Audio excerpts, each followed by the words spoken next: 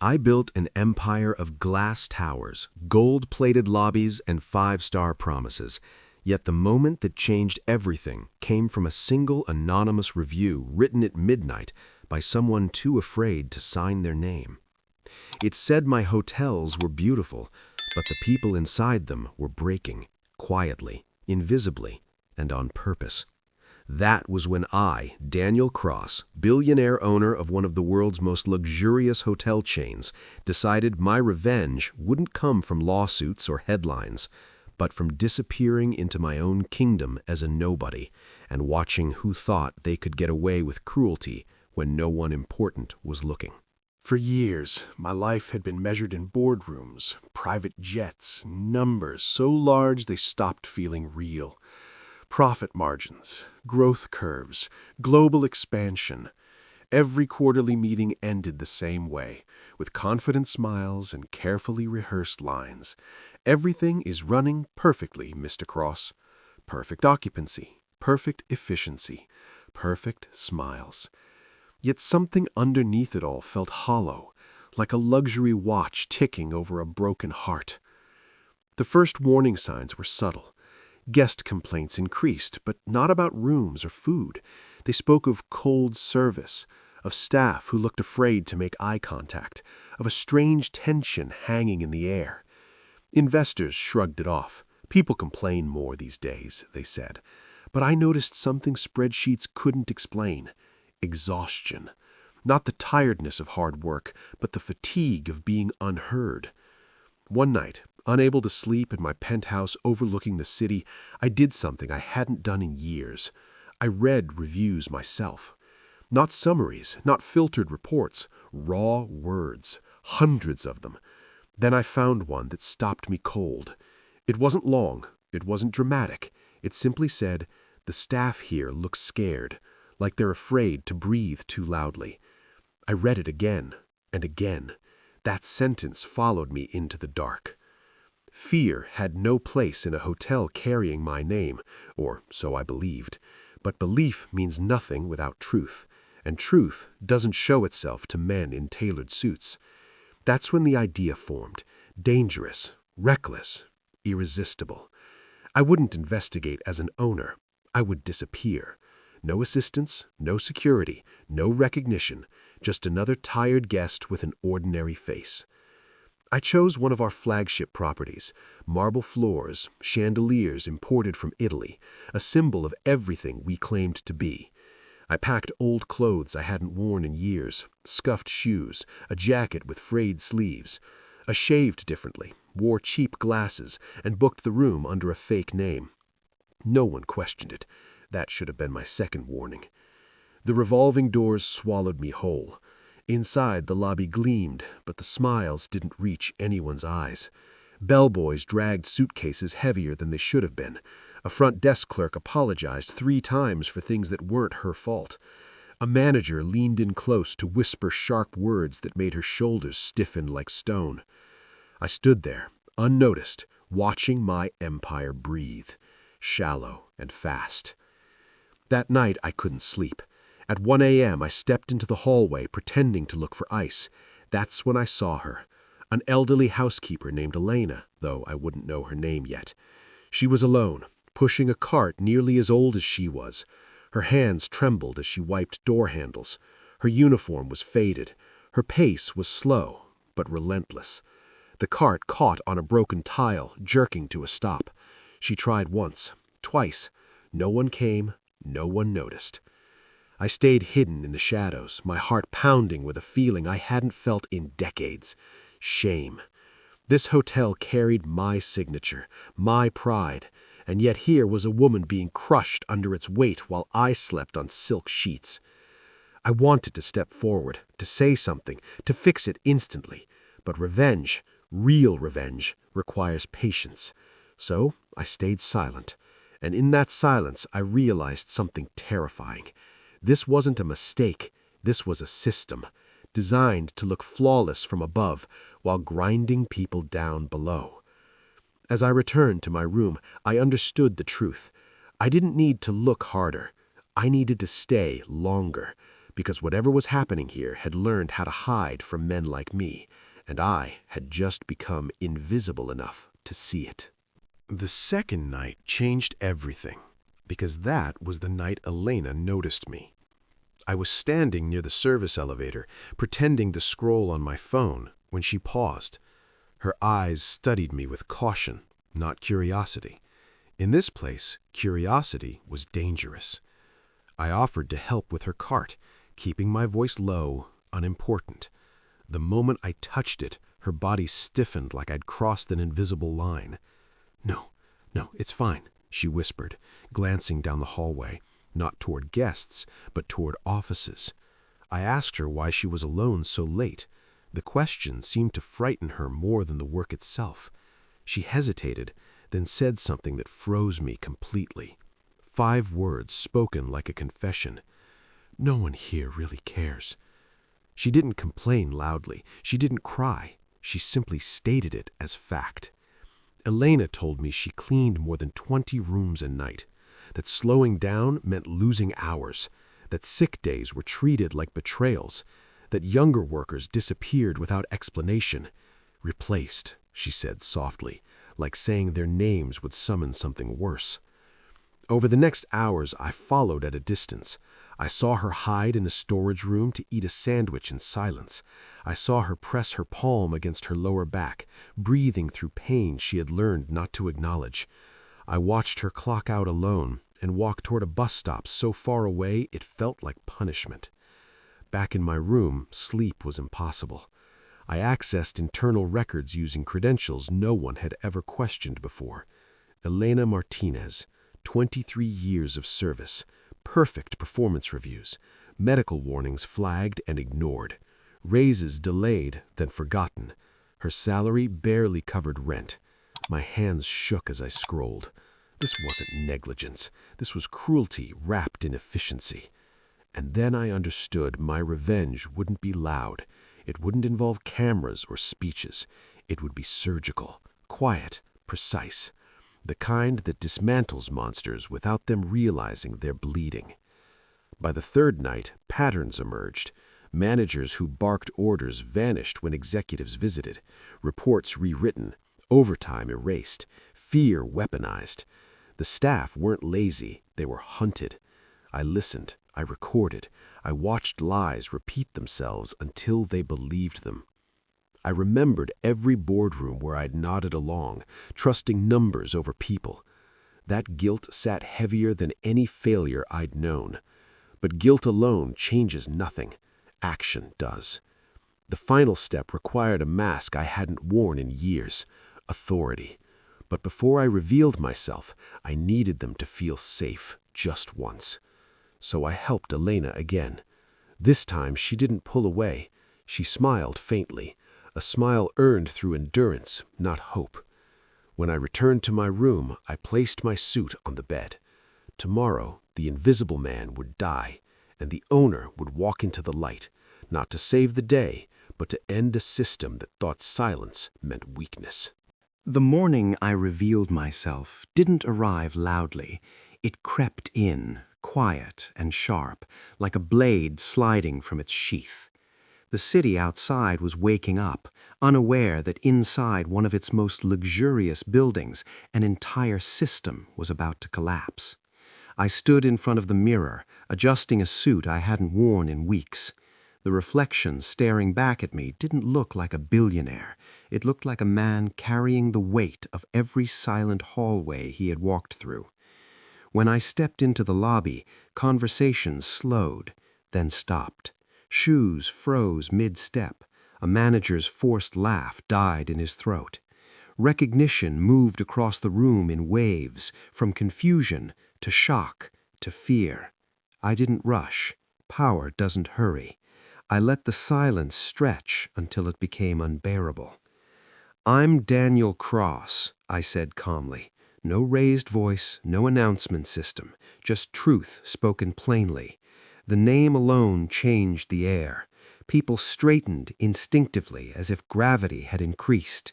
For years they had perfected performances for this moment, but they hadn't expected it to arrive without warning. I asked for a private conference room, the same one where perfect presentations were usually delivered. Executives and managers filed in, their confidence cracking with every step. I didn't sit at the head of the table. I stood, watching, listening, letting discomfort speak first. They began with rehearsed lines, efficiency, standards, high expectations. I let them talk. Then I placed a tablet on the table and slid it forward. Time logs with erased hours, medical warnings ignored, internal messages dripping with threat disguised as motivation. Faces drained of color. One manager tried to speak, then stopped. He had recognized his own words on the screen. "This," I said quietly, "is not discipline. It's fear management." No one argued, because lies collapse fastest when they hear their own echo. I asked a single question that no report had ever answered honestly. How many people here are afraid of you? The room remained silent. That silence told me everything. I didn't shout. I didn't threaten. I simply ended it. Contracts terminated. Authority revoked. Security escorted them out one by one, not in handcuffs, but in humiliation. Power stripped is louder than punishment. But the real moment hadn't arrived yet. I asked the remaining staff to gather in the lobby, not just managers, everyone, bellboys, cleaners, front desk, kitchen staff, people who had learned to stay invisible. They stood unsure, eyes lowered, expecting another speech that would change nothing. I told them the truth, that I had walked these halls unnoticed, that I had seen exhaustion masked as professionalism, that fear had been allowed to grow in my absence. Murmurs rippled through the crowd, some disbelief, some anger, some quiet relief. Then I called Elena forward. She froze. For a second I thought she might refuse. Decades of survival had taught her that attention was dangerous. Slowly she stepped out. The room held its breath. I spoke about her years of service, her ignored medical warnings, her loyalty, and then I said the words that changed her life and the culture of that building. Elena Martinez is now our employee care supervisor.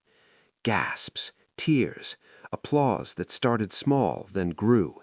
Elena didn't smile immediately. She cried, not loudly, just the way people do when pressure finally releases. I watched her shoulders shake and understood something profound. This wasn't generosity. This was correction. I outlined the changes: immediate wage increases, protected sick leave, mandatory night transportation, medical support enforced above management approval, anonymous reporting systems monitored outside the chain of command, fear removed as a management tool. I didn't promise perfection. I promised accountability. As the crowd slowly dispersed, something felt different, lighter. Voices sounded steadier. People looked at each other, not the floor. Elena stood near the back, wiping her face, still processing what survival had just turned into. Later that day, I walked past the hallway where I first saw her struggle with that cart. The tile was still broken. I stopped, called maintenance. It would be fixed within the hour. Small things matter when they've been ignored for years. That night, alone in my office, I realized the truth. My revenge hadn't been the firings or the exposure. It was forcing a system built on silence to listen and proving that when the invisible are finally seen, power has no choice but to change. The silence after that morning didn't fade quickly. It lingered, like smoke after a fire, drifting through every corridor, every staff room, every office where power had once lived unchecked. The managers I removed didn't argue. They didn't scream. They simply stared at the floor, realizing too late that fear had protected them only until the truth walked in wearing authority. But dismantling people was easy. Dismantling a culture, that was war. Within hours, panic spread across the building. Employees whispered, unsure whether this was another performance or something real. They had learned not to hope too quickly. Hope had disappointed them before. I called a full internal audit, not the sanitized kind prepared weeks in advance, but a live one. Emails opened, time logs reviewed, camera footage pulled. What surfaced wasn't chaos, it was pattern. A perfectly designed machine that squeezed loyalty until it broke, then replaced it without guilt. I spent days listening, not talking, listening. In break rooms, in hallways, in quiet corners where people spoke like they were confessing crimes. A bellboy told me he slept 4 hours a night. A receptionist admitted she kept antacids in her drawer to survive anxiety. A cook said he'd missed his daughter's graduation because shifts were changed as punishment. Each story wasn't dramatic on its own, but together they formed a truth so heavy it bent my spine. This was my revenge taking shape, not explosive, but relentless. Policies were rewritten line by line, not by lawyers alone, but with staff present. Every rule that benefited efficiency at the cost of dignity was questioned. Every metric that rewarded fear was removed.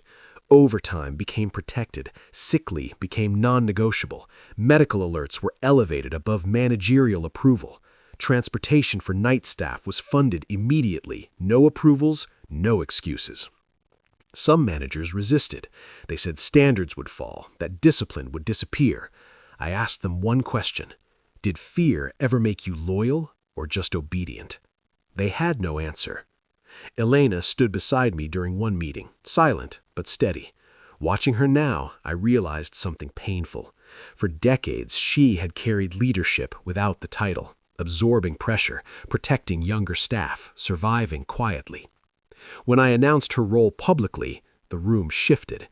People saw what endurance could become when recognized. But revenge isn't finished when applause starts. It's finished when the damage can no longer repeat itself. So I built systems that outlived me. Anonymous reporting routed outside management, rotation audits, mental health support embedded into operations, promotions tied to staff feedback, not numbers alone. Cruelty had lost its hiding places. One evening, as the building settled into a calmer rhythm, I walked the same hallway where I first saw Elena struggle with that cart. The tile had been replaced. The lights were warmer. 2 housekeepers laughed softly as they worked together. That sound, it mattered more than profit. I understood then that my revenge wasn't about punishing the guilty. It was about restoring what fear had stolen: dignity, safety, voice.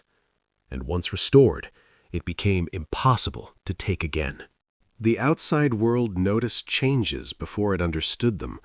Complaints dropped, turnover slowed, guest satisfaction rose, not because service became robotic perfection, but because it became human again. Investors asked questions. The board demanded explanations. I gave them numbers, but I also gave them names, stories, faces they had never been shown. Some pushed back, they always do. This will cost us. I answered calmly, it already did. You just didn't see the bill. Silence followed, then acceptance, because the truth had a way of winning when it was finally allowed to speak. Media outlets reached out. They wanted a narrative. Billionaire humbles managers, saves workers. I refused interviews, not because I was hiding, but because this story wasn't mine alone. Turning it into a headline would have cheapened the suffering that made it necessary. Late one night, I sat alone in my office, lights dimmed, scrolling through reviews again. This time, I found one that made me stop breathing for a moment. I've worked here 10 years. This is the first time I'm not afraid to come to work. No signature, no drama, just truth. I leaned back and closed my eyes. That sentence was worth more than any award. Elena visited my office a week later. She didn't knock the way she used to, hesitant, apologetic. She knocked like someone who belonged. She handed me a list. Employees needing lighter duties, someone struggling quietly, a recommendation for a raise. She had become what this place never allowed her to be before: visible. That's when I realized revenge, when done right, creates guardians, people who won't let the system rot again, people who remember what it felt like to be invisible. I thought about the man I used to be, trusting polished reports, mistaking calm presentations for truth. Power doesn't make you blind. Comfort does. And I had been very comfortable. Another review appeared days later. Same hotel, different soul. I read it slowly, carefully. It didn't feel like praise. It felt like confirmation that something broken had been repaired, not covered up. Revenge had evolved. It wasn't about humiliating managers or proving dominance. It was forcing accountability into places where silence once lived, about making sure fear could never again be mistaken for efficiency. And the most satisfying part? The system now corrected itself. Abuse was reported early, managers adapted or left, staff protected each other. The empire learned to breathe without crushing lungs beneath it. That night, I left the office without the usual weight on my chest. For the first time in years, success didn't feel hollow. It felt earned. Years have passed since the night I chose to disappear inside my own empire. Yet some memories refuse to fade. Not because they hurt, but because they remind me who I became when I finally stopped listening to lies and started listening to people. The hotels still shine. The chandeliers still sparkle. But the real transformation lives in places no guest brochure ever mentions. In quieter footsteps, steadier hands, and voices that no longer tremble when they speak. I still walk my hotels late at night, not in disguise, not announced. I walk slowly, deliberately, letting the building tell me its truth. Power shouldn't arrive with sirens. It should arrive with awareness. I watch how managers speak when they think no one important is near. I listen to tone, not words. Fear has a sound, and I've learned how to recognize when it's gone. Elena still works with us. She didn't retire early like some suggested she should. She chose to stay, not because she had to, but because she wanted to protect what had been rebuilt. She trains new supervisors now, teaching them something that no manual ever covered, how silence often means pain, not agreement. She reminds them that the most loyal employees are usually the quietest ones, and the easiest to break if no one is watching. I've seen her stop managers mid-sentence, not with anger, but with calm authority. That calm comes from having survived something they never will. She laughs more now. Her posture is different. She takes medical leave without guilt. She goes home before exhaustion turns into injury. When she walks through the halls, people don't step aside out of fear. They step aside out of respect. Sometimes, late at night, I sit in empty lobbies and think about that anonymous review, the one that said workers were scared to breathe. I still don't know who wrote it. Maybe I never will, but I owe that person more than they'll ever know. That single sentence cut through years of polished deception. It reminded me that silence is not comfort, it's survival. The system we rebuilt didn't just change policies, it changed reflexes. Abuse no longer hides behind performance metrics. Fear no longer masquerades as discipline. When something feels wrong, it's reported early. When someone is struggling, they're protected instead of punished. The empire learns something rare, how to correct itself before damage becomes tradition. Financially, the company thrived, but that was never the victory. The victory was walking through a hotel at midnight and hearing quiet laughter from staff rooms. The victory was seeing employees look managers in the eye without flinching. The victory was knowing that no one was hiding in storage rooms to eat in shame. I've been asked many times why I call this revenge. After all, no lawsuits made headlines, no enemies were publicly destroyed, no speeches went viral. But revenge isn't always about destruction. Sometimes it's about denying cruelty the future it expects to have. The people who built careers on fear lost their power. The systems that rewarded silence were dismantled, and the truth they tried to bury now lives openly, protected by structure, policy, and memory. That is revenge with endurance.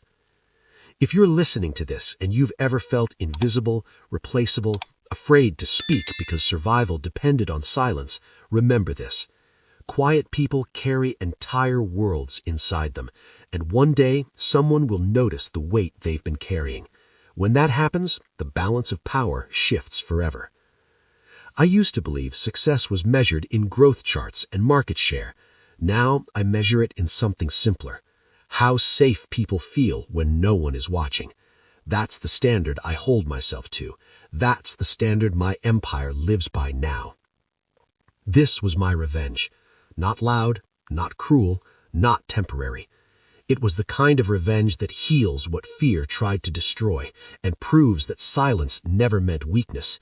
It meant endurance, waiting for the right moment to be seen.